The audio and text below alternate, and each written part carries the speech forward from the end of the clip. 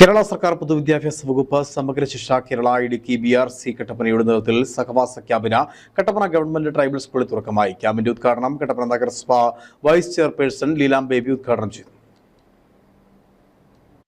ശാരീരിക ബുദ്ധിമുട്ട് അനുഭവിക്കുന്ന വിഭാഗമാണ് ഗൃഹാധിഷ്ഠിത വിദ്യാഭ്യാസം ചെയ്യുന്ന കിടപ്പിലായ കുട്ടികൾ. കുട്ടികളിലെ ജീവിത നൈപുണ്യങ്ങൾ വളർത്തിയെടുക്കുവാനും ആത്മവിശ്വാസത്തോടെ പൊതുവിടങ്ങളിൽ ഇടപെടുന്നതിനുള്ള കഴിവുകൾ ആർജിക്കുവാനും കുട്ടികളുടെ കഴിവുകളെ പ്രോത്സാഹിപ്പിച്ച് ആത്മവിശ്വാസം വളർത്തി സമൂഹത്തിന്റെ മുഖ്യധാരയിലേക്ക് കൈപിടിച്ചുയർത്തുവാനും സമഗ്ര ശിക്ഷ കേരള ഇടുക്കി ദ്വിദിന സഹവാസ ക്യാമ്പ് ലയൺസ് ക്ലബ് ഹാൾ കട്ടപ്പനയിൽ സംഘടിപ്പിച്ചു. സ്നേഹക്കൂട് 2026 ദ്വിദിന സഹവാസ ക്യാമ്പിന്റെ ഉദ്ഘാടനം കട്ടപ്പന നഗരസഭ വൈസ് ചെയർപേഴ്സൺ ലീലാം ബേബി നിർവഹിച്ചു. നീയുറങ്ങൻ കരളിന്റെ കാതലേ കരളിന്റെ കാതലേ ഈ പാട്ട് പാടി അല്ലെങ്കിൽ ഏതെങ്കിലും താരാട്ട് പാടി പാട്ട് കേട്ട് ഉറങ്ങാത്ത ആരെങ്കിലും ഉണ്ടോ? അമ്മമാരുടെ സാമീപ്യം ഇഷ്ടപ്പെടാത്ത ഏതെങ്കിലും കുട്ടികളുണ്ടോ? അപ്പൊ ഇതെല്ലാം ജീവിതത്തിന്റെ ഭാഗമാണ്. നമുക്ക് കിട്ടുന്ന, നമുക്കറിയാം, നൈസർഗികമായിട്ട് പ്രകൃതിദത്തമായിട്ട് നമുക്ക് കിട്ടിയിരിക്കുന്ന കുറേ കഴിവുകളുണ്ട്.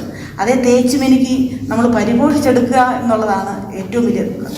കട്ടപ്പന നഗരസഭാ കൗൺസിലർ ടിജി എം രാജു മുഖ്യപ്രഭാഷണം നടത്തി.